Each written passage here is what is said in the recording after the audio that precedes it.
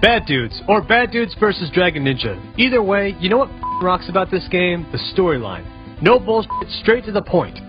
In the arcade, it said, President Ronnie has been kidnapped by the ninjas. Are you a bad enough dude to rescue Ronnie? And then, Ronnie's supposed to resemble President Reagan. That's pretty cool. And in the NES version, it had, the president has been kidnapped by ninjas. Are you a bad enough dude to rescue the president? And then the president looks like Bush. And that's when that game came out, so that's kind of cool. More useless knowledge! The storyline can't get any better. Well, the end does, but we'll get to that later. The game was fun. It was a beat-em-up that was rumored to be Data East's answer to Double Dragon. Simple, yet effective. You punched and kicked your way through ninjas with your nunchuck and mini-knife skills. And don't forget your power punch. Woohoo! I loved how you got your life back, through the obvious rip-off of a Coke can. Sugary. The first boss is Karnov. Him and the second boss are extremely easy. They jump into your feet. Don't let this fool you though, this game is tough. The best ninja in this game is the Suicide Ninja. He lights himself on fire and then runs at you. Now that's dedication. There are a couple levels on buses and trains. They must be going like 7 miles an hour. Or ninjas are super fast, because they can run and catch up. One of the best things is at the end of each level, the dudes strike a bad pose and proclaim, I'm bad. God, that was awesome. Almost as good as Blades of Steel. This is the best part. At the end you see the president, and what's your reward for risking it all? A burger. Ha ha ha ha. That's manly.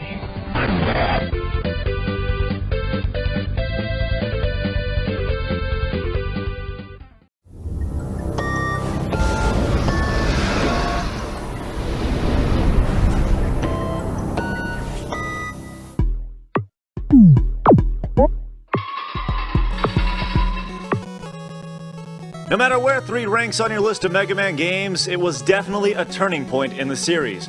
3 new Mega Man staples were introduced here: the Slide, Rush the Dog, and a mysterious new character, Proto Man. Let's start with the Slide. No longer was Mega Man just a run and jump guy, the Slide gave him the ability to dodge enemy attacks, as well as reach new places. Pretty rad. Next is Rush, your robotical canine buddy. Just like in Mega Man 2 with the extra add-ons, there were different abilities you can gain for Rush. Personally, I always thought Rush was kind of a beating, but he helps you out, so it's cool. Finally, we have arguably the most important addition, Proto Man. This may sound stupid, but I remember the first time I heard his intro. I thought it was so cool, and then BAM! You gotta fight him! What the crap? What a nice introduction. While you played through Mega Man 3, you actually had to fight him 4 separate times, and the entire time you're like, what the hell is up with this guy? Sure, he's got the most predictable fighting pattern in video game history, but damn, he's annoying. So after you fight this dude and the other 8 master robots, you think you're ready for Dr. Wily's castle, right? Nope. You gotta redo some levels and fight all 8 robots from Mega Man 2. Damn! This game is full of twists, but that's what made it great. You had the highs and the lows without a lot of story. So you finally get to Dr. Wily's castle and beat down everyone in your way, and finally beat Dr. Wily. Wait. Another skull? Damn it, anyhow!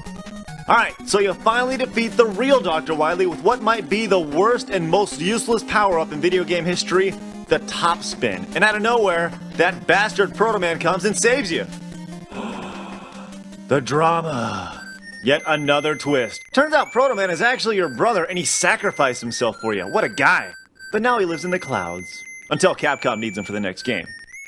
With its twists, turns, innovations, and 8-bit drama, Mega Man 3 is one of the best games of its generation. It's a shame that after 3, it all started to go downhill.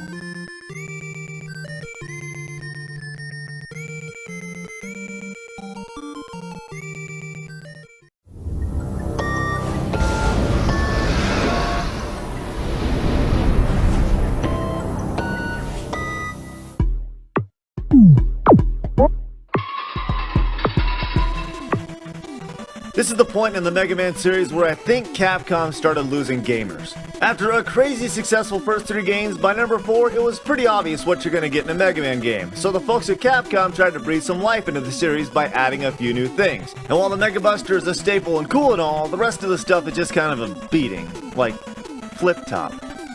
I think they also started to run out of robot names. Pharaoh Man? Ring Man? Dive Man? I mean, come on. Now one thing that was cool was the new power-up cutscenes where Rock gets equipped with his new weapons. Whoa! Awesome graphics. It was all Tron-like with its grid, and for the time, that was 3D. Very cool.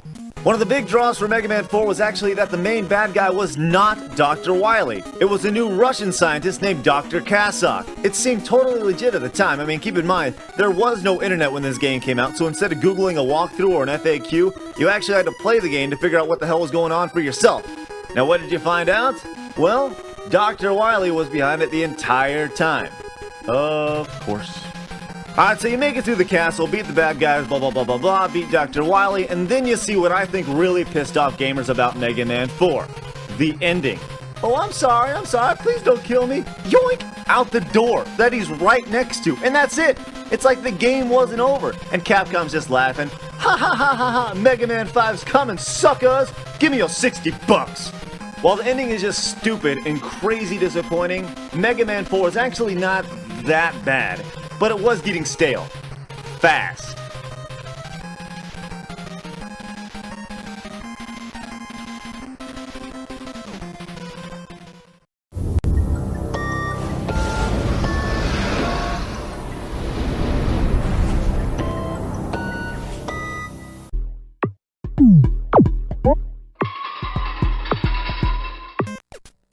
Urban Champion, a classic NES game from the Action series. The game is an extremely simple and slow game.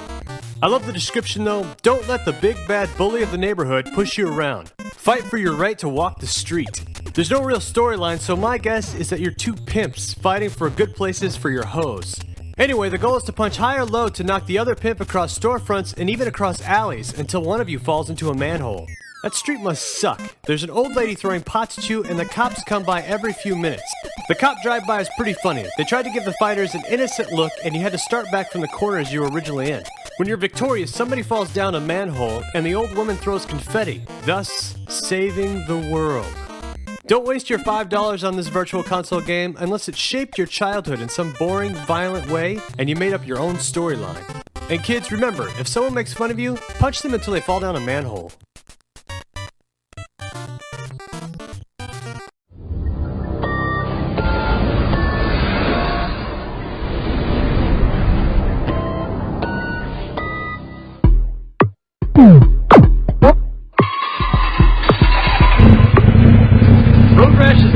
Illegal street racing game, originally made for the 3DO and then ported to other systems. There were 6 versions of the game made. My favorite was on the Sega Saturn. Road Rash was the first racing game to allow actual combat between racers. On the Saturn they had great cutscenes, like another dude running over your arm with his motorcycle. The soundtrack in '94 got Soundtrack of the Year before it even came out. It featured bands like Soundgarden and the Tea Party. For the time it was cool, the full motion video wasn't as bad as the other games. This is quite possibly the coolest cutscene in history. Hit and runs are badass. And don't forget to drag their body out of the way so you can keep going. They implemented a cash system when you buy new bikes, and then when you quit a race or die, you'd have to pay damages to you either ran out of money or won the game. Even though attacking and knocking other racers and police officers from their bikes was encouraged in the game, Road Rash received a little attention in the video game controversy of the 90s and only had a teen rating. There is a remake on the PSP. If anybody wants to punch people going 100 miles an hour, oh yeah, you can do it.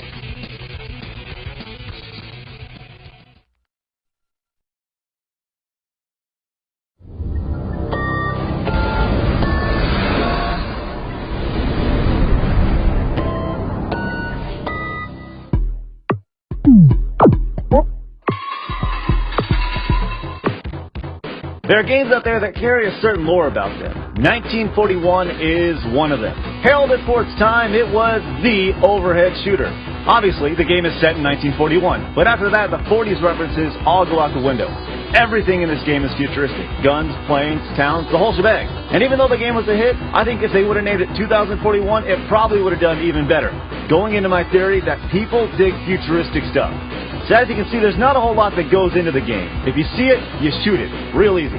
Well, easier said than done. Certain parts of 1941 are just ridiculous. Bullets flying everywhere. To aid you on your quest to destroy the entire free world with your unlimited supply of ammo is your ability to charge your gun. Ugh. Don't charge your gun. That noise. You can't even hear the music. Ugh. I'll just stick with tapping the button over and over again. You think that's annoying? Well, when you're about to die, you hear this noise. I just assume die and give up a quarter to continue to stop listening to that. Ugh, annoying. There's a couple staples of overhead shooters that hold true in 41. If the plane is a different color, shoot it. It's going to give you something. And the bigger the plane is, the further you are. To help you defeat one stereotype, the big planes, you have to shoot the other stereotype, the colored planes, to help you get another stereotype, the laser, which we all know is like the most powerful weapon in video game history, right? Anyways, for its time, 1941 was very cool, and you have to respect it for what it was, an arcade smash hit. But to today's gamer, not so much.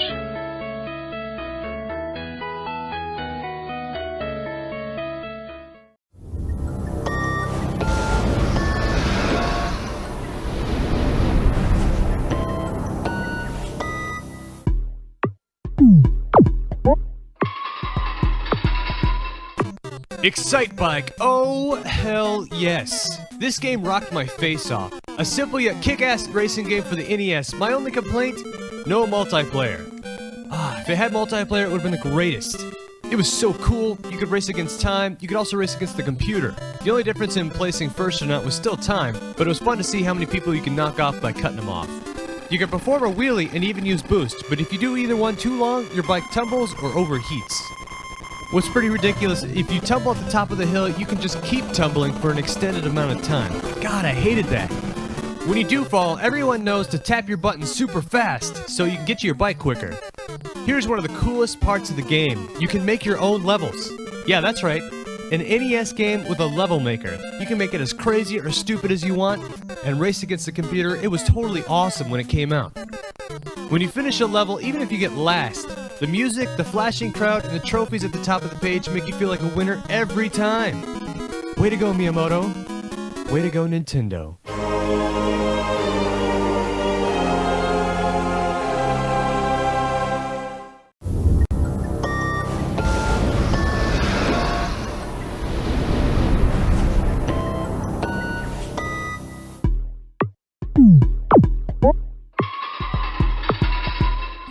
If you didn't know, the Punisher is a badass. He's a vigilante who considers killing, kidnapping, extortion, and threats of violence as good methods of crime fighting.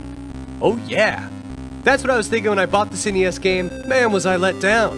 When I hit the intro screen, my first thought was that my NES cut out, and then I realized it's some great programming. Let's talk about the music. There's hardly any. You have the intro screen, the game over screen, and randomly throughout the levels is a dude on the streets playing the sax. The funniest part of this game is when you accidentally or intentionally shoot him. As he dies, the music sounds like it's dying. That's hilarious, and quite possibly the greatest thing in this game. The game is a shooter, a very boring shooter. The bad guys sound like they have cap guns, and it's almost easier just to move the Punisher to dodge bullets and not even shoot him. I guess the Punisher hates where all the bad guys are. You destroy everything in their neighborhoods, even street signs. Not even innocent people are safe where the Punisher goes. I hated this game. There are newspapers that give you obvious hints, stages that look exactly the same, and it's boring as hell.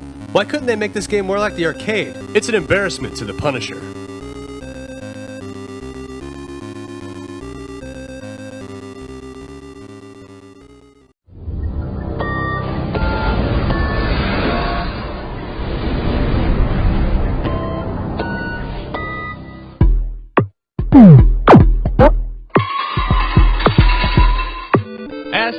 Or Lord of the City in Greek mythology, and named for a 16-year-old in this NES game. I have a love-hate relationship with this game. It was so cool when it came out, yet hard as hell. The graphics were kick-ass for the time, and it had plenty of story to back up the action. A little too much story. As a matter of fact, it takes 4 minutes and 30 seconds just to start the game. That's ridiculous for an NES game. Ridiculous.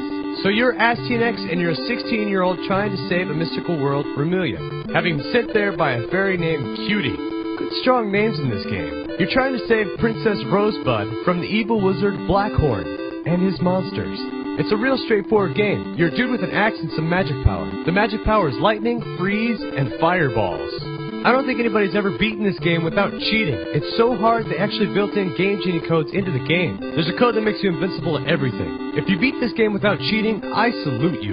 Does anybody else think the kid looks nothing like himself in the game? He must have a stunt double.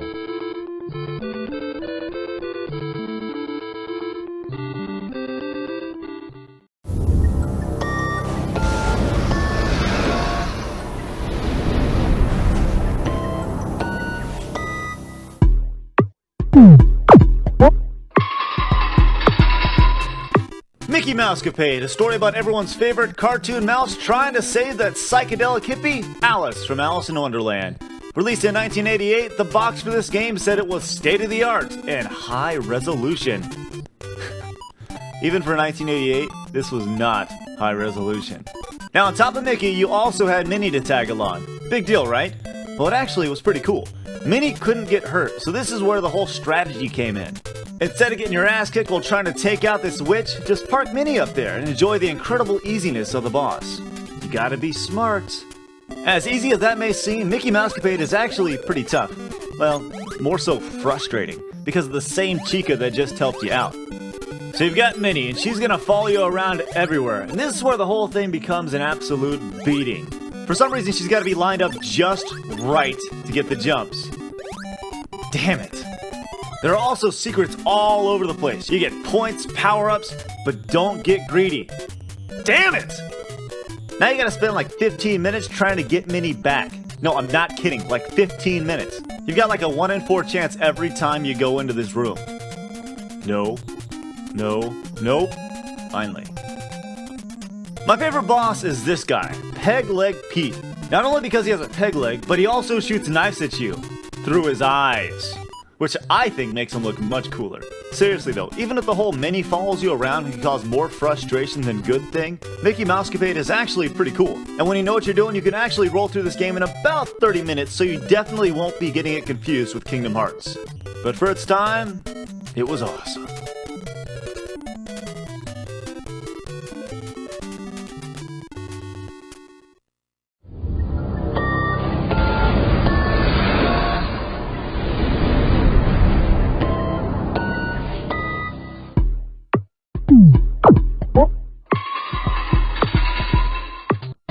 Wrecking Crew. If you haven't played this game, would you have guessed it's a Mario game? Me either. You probably haven't heard of it because it blows. This is a puzzle game where you're hitting random brick walls, bombs, and cheap crappy ladders. This game did have a level maker though. Wow! Another level maker on the NES. I guess it's more of Handsome Tom's useless knowledge on a game nobody cares about. This game is simple yet complicated, but I don't see the point, especially when you can skip to any level at any time on the title screen. No cheats needed here. It's more of a personal challenge, I guess. The enemies in the game are just stupid. You have the original fireballs from Mario Bros. I guess that's kind of cool. And then you have a goofy monkey wrench and eggplant enemies. And don't forget the construction foreman named Spike. Uh-oh. He's a killer. When you play 2 players, the second player is Luigi? This must be the only game where he's dressed in purple and looks exactly like Mario. They really tried hard on this ass-licking game. Forget you ever saw this one, but it's definitely not as bad as Hotel Mario. That game was even worse.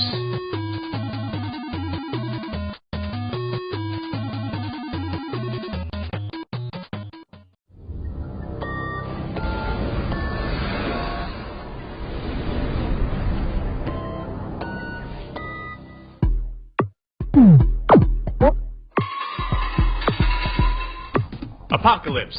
How about a game, but with a big-name actor playing the lead role? And who else is better than Bruce Willis?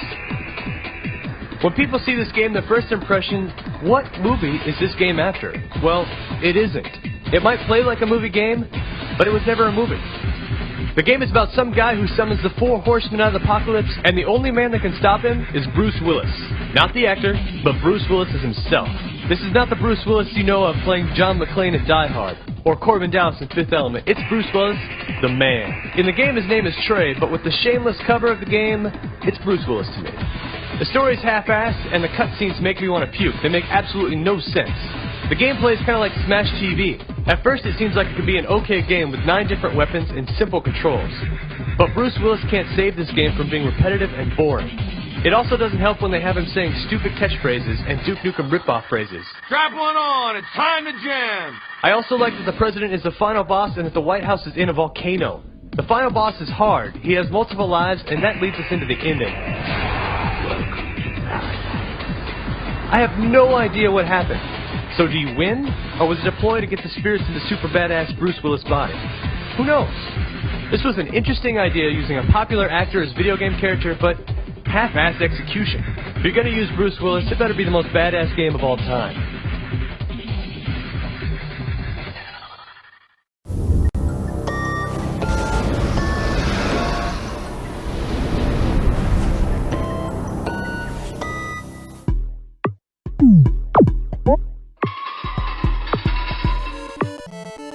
Capcom is known for its top-tier franchises, Mega Man, Resident Evil, Street Fighter, but lost in the mix is an NES classic that I truly believe is one of the best games on the console. Little Nemo the Dream Master tells the tale of Nemo. No, not the fish, but a 9-year-old boy who's invited to Slumberland by the princess to be her playmate. And no, you pervs, not that type of playmate. So the game starts off and immediately Nemo is met by some crazy-ass homeless clown guy that gives you the lowdown. This happens in pretty much every level where some crazy nightmarish being tries to heed some advice your way. I've heard there's a city in...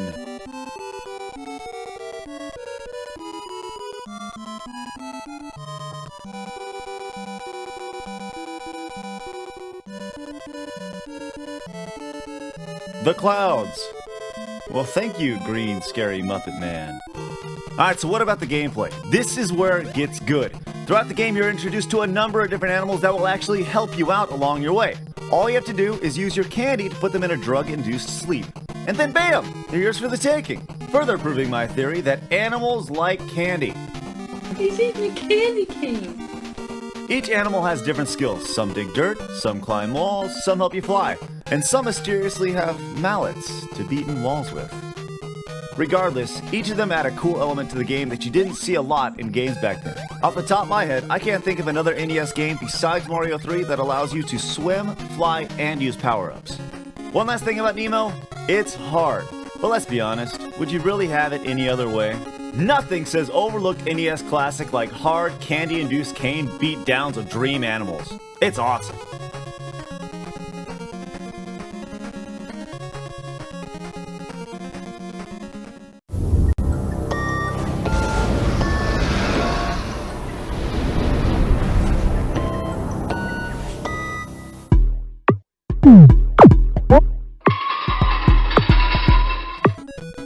Wampum. This is a story about Soaring Eagle, a brave Indian looking for totems for his magic pouch. This is the only spiritual quest where you'll find flying eyeballs, killer mushrooms, and the final boss is a samurai. Can anyone tell this is a Japanese developer trying to tap the American market? The game is surprisingly good. It's a pretty simple yet action-packed side-scrolling game. You have a sweet spear to start the game. A cool thing about the spear is you can up thrust and down thrust. But the down thrust is actually very helpful, while the up thrust is a complete waste of time. You can never hit anything. You get to choose between stages and gain different power-ups. Wait a second. That's exactly like Mega Man. Yeah, it's a rip-off of Mega Man, but it's really good. You get to choose between 6 complete worlds. Apparently all the other games I've played are incomplete, but the back of the Wampum box gives me that warm fuzzy feeling and states, these levels are complete. So that's good. Wampum is based on a novel, Journey to the West. This game was buried in 1991. It's too bad so many people missed out on this game. It was cool.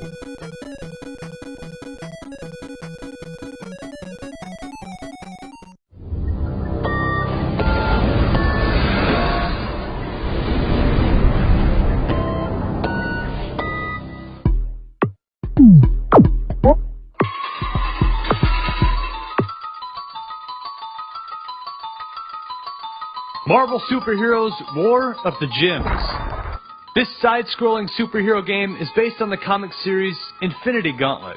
Don't get this game confused with Marvel Superheroes, the awesome fighting game by Capcom. The War of the Gems is an SNES game that had a similar storyline but was nothing like Marvel Superheroes. Instead of being a badass fighting game, you get some spare, crap, side-scrolling beat-em-up. You could choose from Captain America, Iron Man, Spider-Man, Wolverine, or the Hulk. This game was extremely frustrating.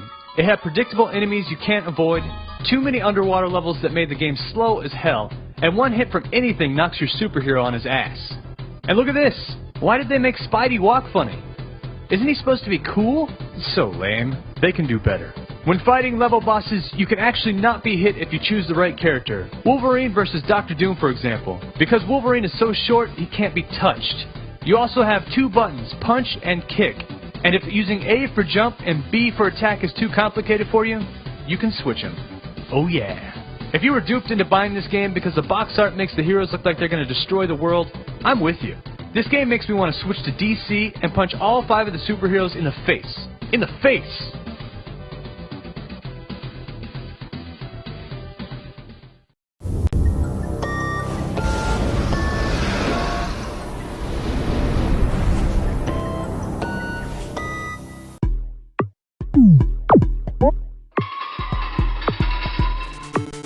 California Games on the NES. In '87, I loved this game. It had a great variety of sports and some great music. The games are hard as hell when you're a kid. It's all about knowing what to do and how to do it. Kind of like WarioWare games of today.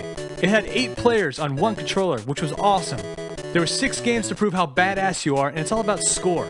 This game will get many friends in fights. For example, if you go second in BMX, you can cheat and rack up all the points you want by holding select and jumping really fast. Man, that pissed people off.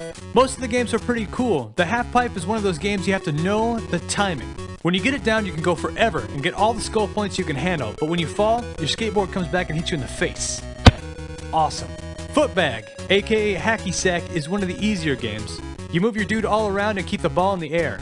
For added excitement, you can hit seagulls and get extra points. Surfing wasn't bad, but it wasn't my favorite. All you have to do is do baby jumps to rack up the score. You can try to do super jumps, but it just makes you get captured by the wave. The best part is when you suck. The shark comes up and shows his face. I assume you just got eaten, which is awesome. That's what you get for sucking. Skating is probably the worst game out of all of them. You're some girl who has the most delayed jump in gaming history. It's a pain in the ass to play this one. I don't even want to talk about it. BMX is quite possibly the greatest game of them all. It had fun tricks, words at the bottom that said, ice, awesome, and way to go man when you did great tricks. And then when you sucked, the ones that made fun of you were pretty funny. Too Bad Hot Shot, and it called you Show Off. I love games that make fun of people. The final event is a flying disc, aka Frisbee. This is one of the slowest games, but it was fun as hell to try to catch that stupid disc while diving in mid-air. This is one of the few games I can remember back in the day that were sold out. Nowadays it's cool and it's called in-game advertising, but then, it was kinda new. This game had some fun times, and it was the little things that make this game awesome. Hitting the bird, the shark, all kinds of tricks. I love this game. Trophies for everyone.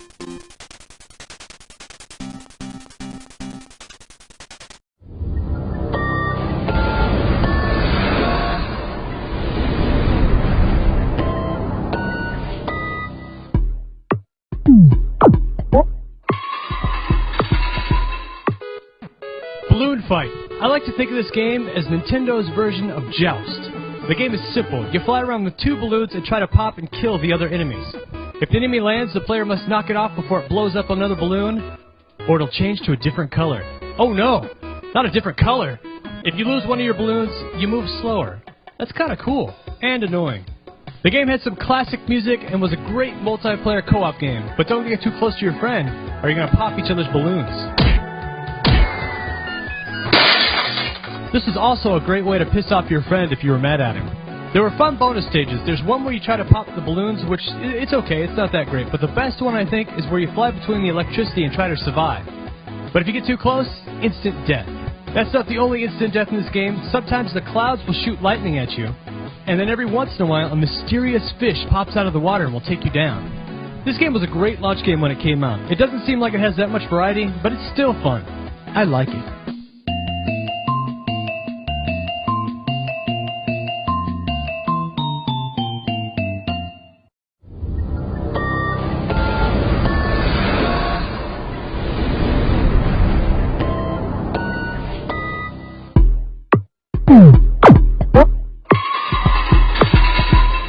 Teenage Mutant Ninja Turtles 2, the arcade game. This game is badass.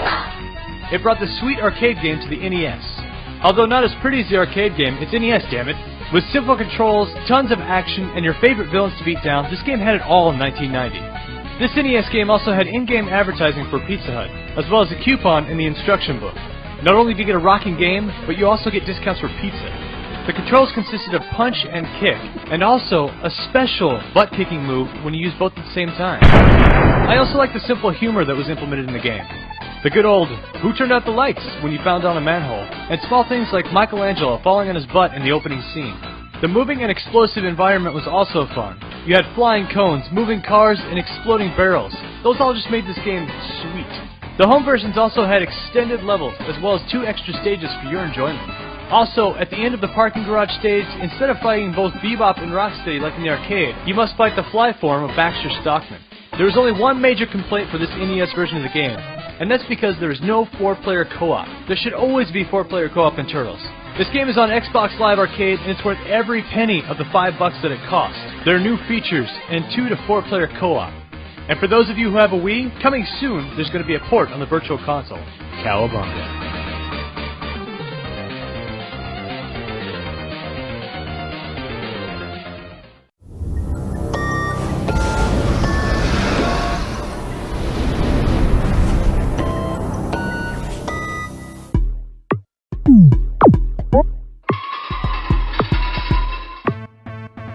RBI Baseball. Sports games can be awesome. Others can be the worst experience of your life, but RBI was pretty freaking sweet. At least when it came out it was. The NES game stood out because of the awesome controls and the MLB Players Association license. You know what makes this game great? Steroids. You can play as Mark McGuire, Jose Canseco, and a bunch of other players we didn't know were juicing until they got caught by Congress. Hell yeah. Steroids. The 8 teams chosen were from the playoff teams from 1986, but didn't use the logos or names because they only got the player's license and not the MLB license. Totally lame. And don't forget, this is the one the pros pick. Let Gibson swing for the fences. It's going, go! RBI Baseball, the one the pros pitch. The music was fantastic, and you could watch a game? Now, why would you want to watch a game? I guess just in case you don't like video games, but like to watch. When you're batting, I thought it was great that you could swing halfway and just stop. It was an easy way to bunt, but kind of silly. The fielding was interesting because when you moved one player, the entire field moved. And when you hit a home run or score, the crowd looks like flashing lights and sounds like an ocean. It was fun in multiplayer and everything was simple and easy. It was way better than real baseball. There was a super pitch in the game, as we like to call it, where you could bounce the ball off the plate and you would bone your opponent because they couldn't tell if the ball was low or high. RBI Baseball is still a great American pastime for a Nintendo game, and still better than real baseball.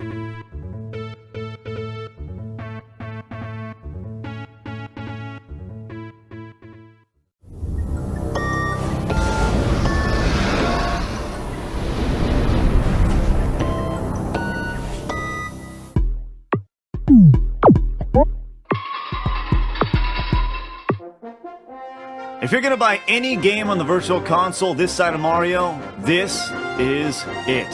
ActRaiser is everything that is right about video games, and if you played it, you know what I'm talking about. It is the perfect blend of RPG and action. So what's the coolest thing about ActRaiser? Well, you're God. Yep, ye old holy man, and you know what? You kick ass. Even if you're atheist, you gotta admit, that's pretty badass. As I mentioned, there's 2 parts of the game, RPG and action. But the whole game is based around one thing, growing and developing different cities. So how do you do that? Well, in the RPG parts, you use the different elements, wind, water, fire, blah, blah, blah, blah, blah, to make the land ideal for living for your people, with your little naked angel friend helping you out and telling you when your people need something or have something to offer. Sometimes those peon mortals need you to fight for them, though. Insert the action part in some awesome Mode 7 graphics. Bad ass. While the controls can be a little tight sometimes, you don't even notice it because the effing incredible soundtrack you're rocking out to while beating evil's ass.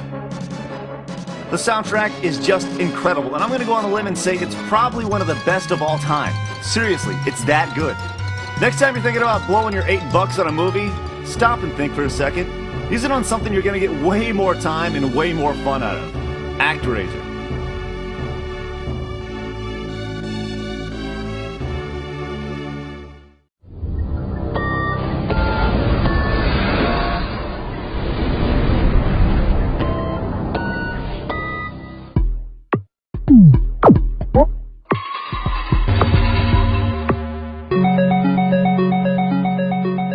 Marble Madness, the arcade game, came out in 1984 using trackballs to control the marble. If you haven't played this game, the objective is to rush through all 6 levels before the time runs out, and then the leftover time from the previous level is added to the next level, which is nice of them. Yes, there are only 6 levels, but they are challenging. You have Practice, Beginner, Intermediate, Aerial, Silly, and Ultimate. Each level has their own unique challenge. My favorite level is Silly, because everything you know is wrong and you're going uphill. That's awesome. There are many ports of the game, but very few support the trackball, so your experience isn't complete unless you happen to run into this game in the arcade, which is kind of hard to do these days. It's time for... Handsome Tom's Useless Knowledge! Did you know that Marble Madness was the first game to have true stereo sound? Excellent. The game on the NES was a lot of fun to play, but could be a pain in the ass. When I was a kid, I was so proud that I could get to the last level, but I could never get past the stupid disappearing platform things. I hate them so much. Like I said, if you ever see an arcade version of this, throw down a few quarters. You won't be disappointed.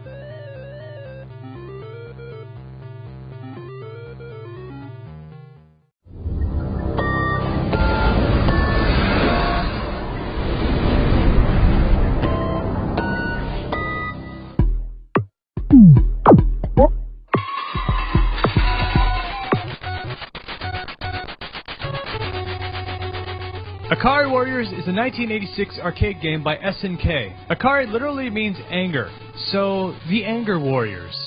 They sound like they're about to take on the world, and they pretty much do in this game. The opening scene has two dudes firing in all directions, and you know that's a good sign. It's going to be an ass-kicking game. Akari Warriors involves Ralph Jones and Clark Steele, which later become fighters in the King of Fighters. Ralph and Clark also make an appearance as playable characters in the 6th Metal Slug game. Did you know this game was inspired by Rambo films? Who would have guessed? What little story there is, it has you killing your way up to the town of Akari. To help you are tanks and helicopters which can run out of gas and explode. And there are some small power-ups. You know you're badass when you kill somebody and they fly 5 feet back every time. It's awesome. There are many firsts for this game. It was SNK's first major breakthrough US release. Akari Warriors was the first to use rotary joysticks which could be rotated in all directions, which is very useful. It allowed 2 players to play cooperatively and side by side with vehicles. Very few were like that at the time. Also, Akari Warriors was the first commando-style game to give player a limited amount of ammunition. You had 99 bullets and 99 grenades, which wasn't really hard because you're gonna die a lot, and every time you die, it resets your bullets and grenades. The NES version of the game is pretty close. The environments are a little larger, I think, and a little bit slower than the arcade. This game is long and hard, but that doesn't mean it sucks. Sure, the score flashes back and forth and is distracting, and in some parts of the game all you see is bullets flying everywhere, but it's an ass-kicking, fun, amazing, classic arcade to NES port game. If you feel like mowing down hordes and hordes of guys, this is the game for you.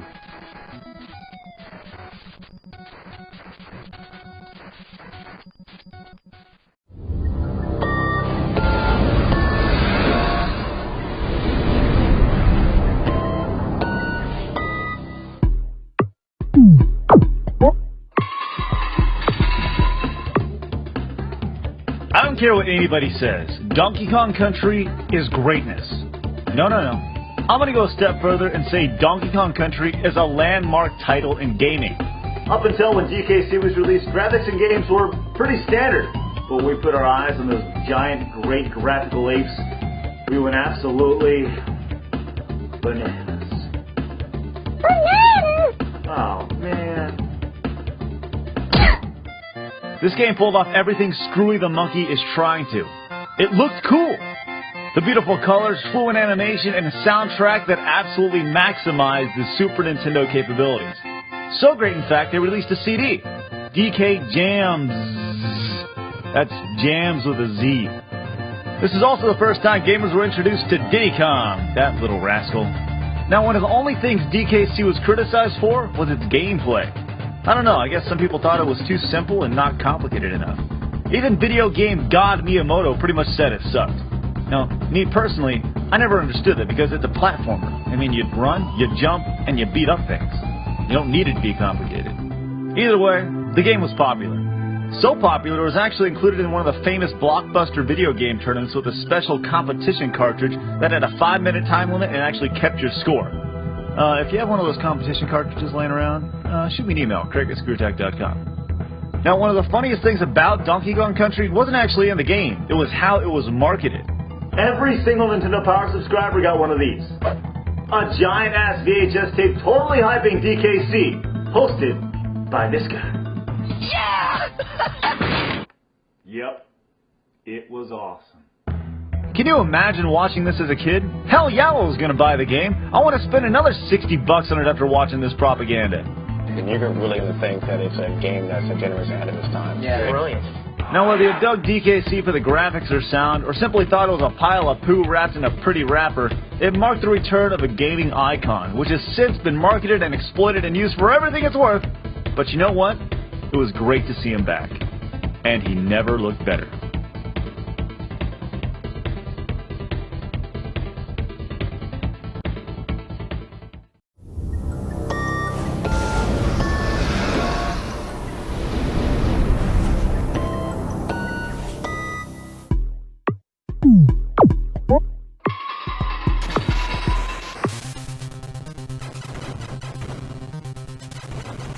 Silkworm, the arcade to NES port. Man, there were a lot of these. This is a basic side-scrolling shooter, but with a twist.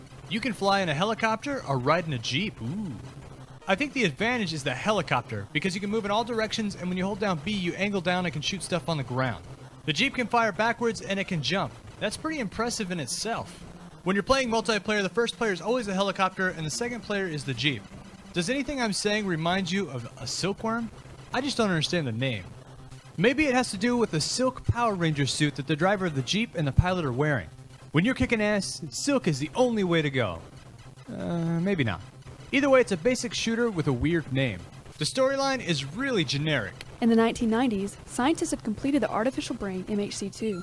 However, the MHC2 surpassed the intelligence of its creators and began to go against their commands. It conspired to take over the world in order to rule over man as their god. The MHC2 began to control the weapons of the world. Robert, Stacy, get in the G-Cobra and B-Panther and set out immediately. This game is hard as hell. Without the Game Genie, you're better off playing the game with your feet. It's that crazy. Even the level up system is hard. It takes 250,000 points to get a weapon upgrade. And by that time, you're on level 6. And there's only 8 levels. You can get a temporary weapons upgrade after killing a number of enemies. Then a couple of ships come together to form a goose. You know what? Nobody's ever going to play this game again because it's so hard. So I'm going to spoil the ending with some narration from Perfect Liz. We did it. The world is safe again. Looks like you fell into my trap. I'm just a decoy. This world will be ours. What? What do you mean? Your home base is probably in ruins by now. This area will go up in smoke in 30 seconds. Say your prayers. We've been had. Oh no, the ENF ball is being destroyed. We're too late. Where is he? He's probably absorbing the energy from the ENF ball to build up his power. Be careful.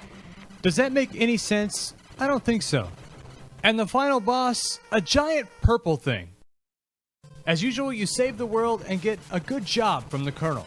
You get to see the sunrise and a speech on how the Earth is back to normal.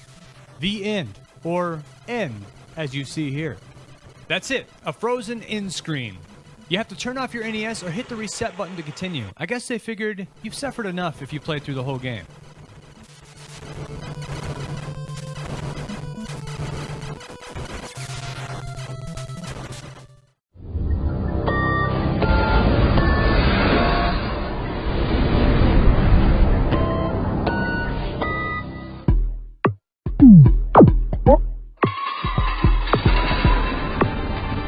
Dinosaurs: The Second Cataclysm, a crappy Sega CD and PC game from 1994.